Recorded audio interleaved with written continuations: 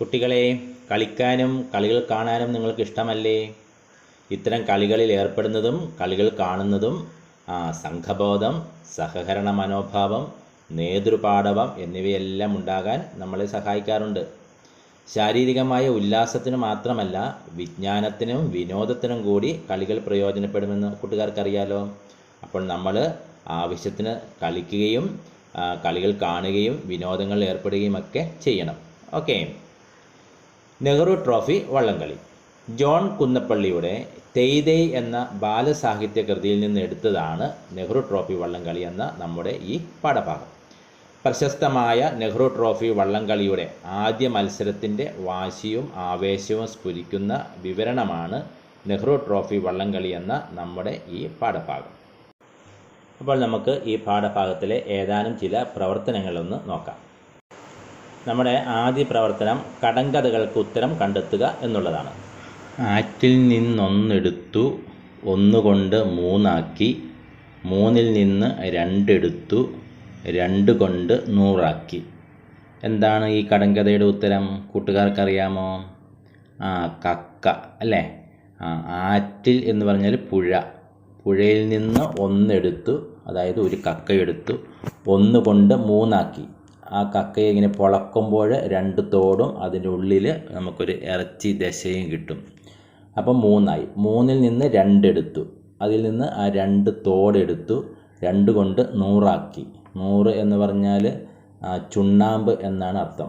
കക്കയുടെ തോട് നീറ്റി ആണ് ചുണ്ണാമ്പ് ഉണ്ടാക്കുന്നത്. അപ്പോൾ കൂട്ടുകാർക്ക് മനസ്സിലായല്ലോ.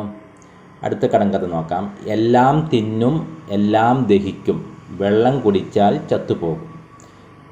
ഉത്തരം തീയാണ് അല്ലേ? എല്ലാത്തിനെയും ദഹിപ്പിക്കാനും തിന്നാനുള്ള കഴിവുണ്ട്. പക്ഷേ വെള്ളം വീണാൽ തീ കെട്ടുപോകും അല്ലേ? അടുത്തത് തടി കണ്ടത്തിൽ തല കല്യാണ പന്തലിൽ. വാഴയാണ് അതിൻ്റെ ഉത്തരം. തടി കണ്ടത്തിൽ, അതിൻ്റെ ചുവട് അല്ലേ? കണ്ടത്തിലാണെങ്കിൽ അതിൻ്റെ തല, വാഴക്കൊലയും മറ്റു കാര്യങ്ങളെല്ലാം വാഴയിലയുടെ താഴെ പന്തൽ സുരക്ഷിതമായിട്ടാണ് ഉള്ളത്. അടുത്തത് 4 കാലുണ്ട്, നടുവുണ്ട്, മുതുകുണ്ട്, നായ്ക്ക് തിന്നാൻ ഇറച്ചിയില്ല. ഇവിടെ ചിത്രം തന്നിട്ടുണ്ട്. കസേരയാണ് അതിൻ്റെ ഉത്തരം. അടുത്തത് നോക്കാം. പിടിച്ചാൽ ഒരു പിടി, അരിഞ്ഞാൽ ഒരു മുറം അല്ലേ? ഒരു കയ്യിൽ പിടിക്കാനുള്ളതേ ഉള്ളൂ, പക്ഷേ അരിഞ്ഞു കഴിഞ്ഞാൽ ഒത്തിരിയുണ്ട്, ഒരു മുറം നിറച്ചുമുണ്ട്. ചീരയാണ് അതിൻ്റെ ഉത്തരം. ചുവന്ന സഞ്ചിയിൽ ചില്ലറ പൈസ. ചുവന്ന മുളകാണ് അല്ലേ? അതിൻ്റെ ഉള്ളിൽ ചില്ലറ പൈസ എന്ന് പറയുന്നത് ആ മുളകിൻ്റെ അരിയാണ്. ഓക്കെ.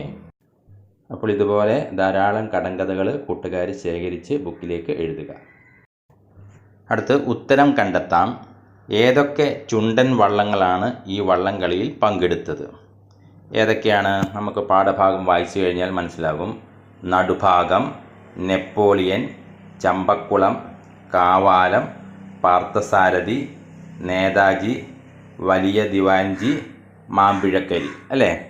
ഇത്രയും ചുണ്ടൻ വള്ളങ്ങളാണ് ഈ വള്ളംകളി മത്സരത്തിൽ പങ്കെടുത്തത്.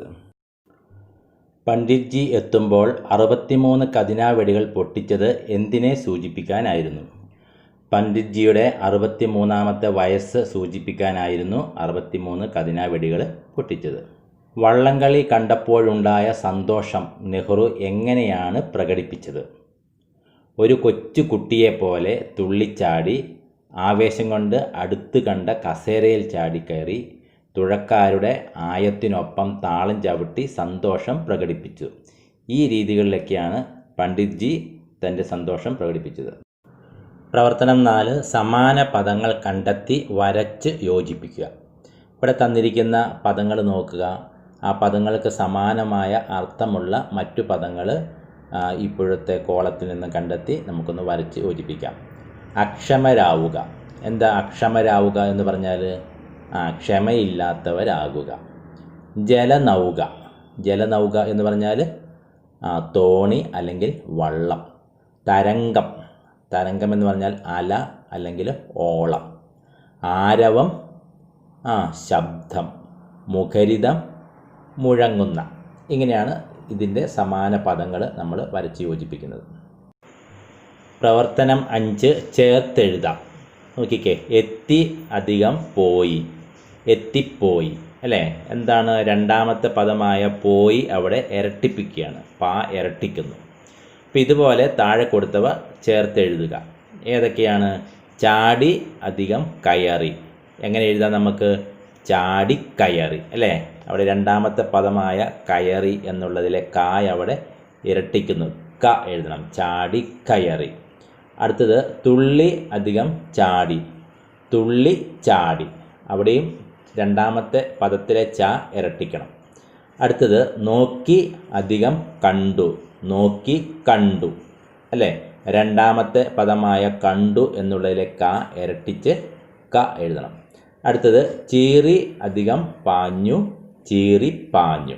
അവിടെയും അതുപോലെ തന്നെ രണ്ടാമത്തെ പദമായ പാ ഇരട്ടിച്ച് പ വരണം. അപ്പോൾ കൂട്ടുകാർക്ക് മനസ്സിലായല്ലോ എങ്ങനെയാണ് ഇത്തരത്തിലുള്ള പദങ്ങൾ ചേർത്ത് എഴുതുന്നതെന്ന്. ഓക്കെ.